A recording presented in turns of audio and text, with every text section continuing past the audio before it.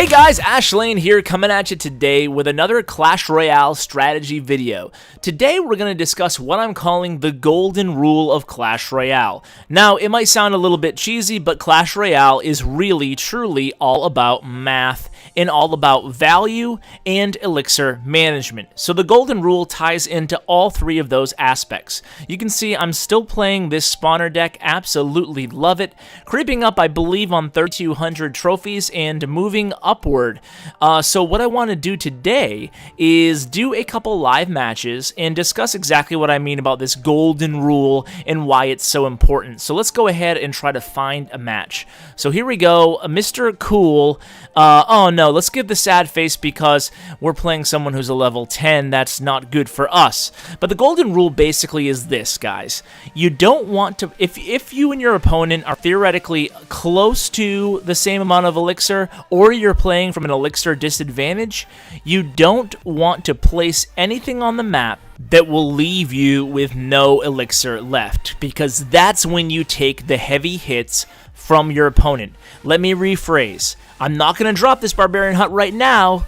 Rather, I'm going to wait till my elixir's full. That way, at least I'm sitting on 2-3 elixir after I drop it. Same thing goes for anything else. You'll see I'm going to... Well, first of all, this guy isn't playing. He's dropping cups, which I don't really understand why people do that. I guess to get easier wins and farm cups, I guess, or farm chests rather lower. But you can farm chests easier enough when you're in any league. I don't know why people do this, but either way, I can still illustrate the principle here, the golden rule in terms of the value and maintaining value in your deck. So, for example, on these, well, you know what, let's just go ahead and 3-crown this guy, and then we'll move on to a real match. But you guys get the idea now, right? So, I would, if I had only, you know, 5 elixir, I wouldn't drop my spear goblin hut. Instead, I would wait a little bit. There's 2 reasons to that. Number 1 is my spear goblin hut would just expire faster, and the opponent isn't doing anything anyway. It's not like I was going to make a big offensive push.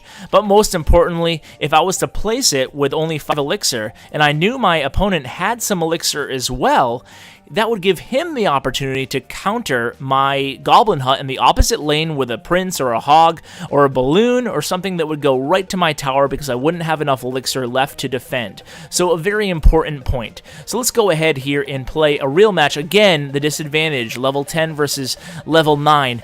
So he's going to start out with an elixir pump here. So see what I'm doing right now. Some people might use a fireball right off the bat against that elixir pump and against the tower, but that would leave me with no elixir. Instead, I'm going to play things really smartly, really slow. Not only do I want to maintain my elixir advantage, but I also want to see what his deck has in it because I'm playing at a big disadvantage in terms of card level because I'm level 9, he's level 10. So I started another hut there.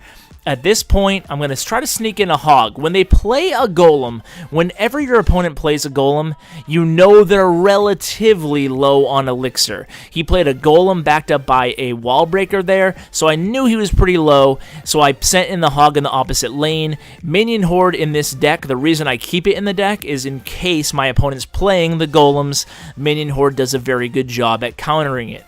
So now at this point, I'm just going to go ahead, not going to build the hut right away. I'm going to wait a little bit, then I'm going to build a, well, now I can fireball because he put an elixir pump next to a tower that it already had damage on.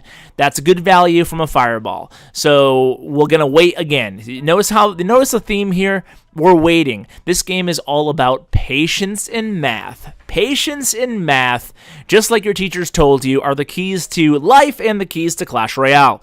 So the hog enters in that right-hand lane. So far, so good, right? Pretty strong opening considering he's, you know, level 10. I won't say it anymore. We know by now, Ash. He's level 10. We get it. We get it. Okay, so Spear Goblins in the center. That will pull the troops towards the center. Minion Horde dropped on the Golem. Things are looking pretty good right now. He's able to do a little bit of damage to... I'm going to fireball right here. Able to do a little bit of damage to my left tower. I'm going to fireball, and the dragon will go down. So I was full elixir. I'm going to build the Spear Goblin hut. Another golem coming at me. I'm going to send the hog in the right-hand lane. Hog will probably be uncountered over there because, yet again, he was low on elixir. That's what the game is about, right? If your opponent's low on elixir, take advantage. and the number of mistakes you make in the game is basically the difference between a win and a loss. So he got my left tower. That's okay though, because I feel pretty good about things right now. This deck shines. The spawner swarm deck, it really shines in the last minute, and he's playing a slower deck with the golems, basically all around that golem card. So he places the golem right now. That's okay. We have the minion horde ready. We're going to go ahead and use it. Now, the last minute, the golden rule doesn't necessarily apply as stringently. The reason being because your elixir is gaining so fast, you don't necessarily have to always have a bunch of elixir on hand because you can move really fast. That's why we're thinking really fast. That's why I'm talking really fast. That's why I'm attacking really fast. Okay, calm down. So let's go ahead and fireball that left tower, and let's get some damage on that left tower quickly. You can see the barbarian hut is doing some work for me defensively in the right-hand lane. That is good. I'm waiting on this hog. Don't want to send it just yet here. Instead, I'm going to build another hut.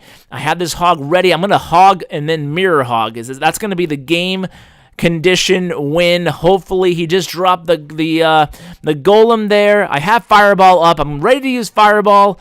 Let's fireball. Boom. So we beat him. Underdog came through, and you know why, guys? It's because we followed the golden rule. You don't drop a unit when you'll have no elixir left. That's obviously unless you know you have the big advantage or you're doing a really strong push. So guys, thanks so much for tuning in to this episode. Catch me later on today if you're watching the day of. I will be streaming on Mob Crush Clash with Ash there. Take care, guys.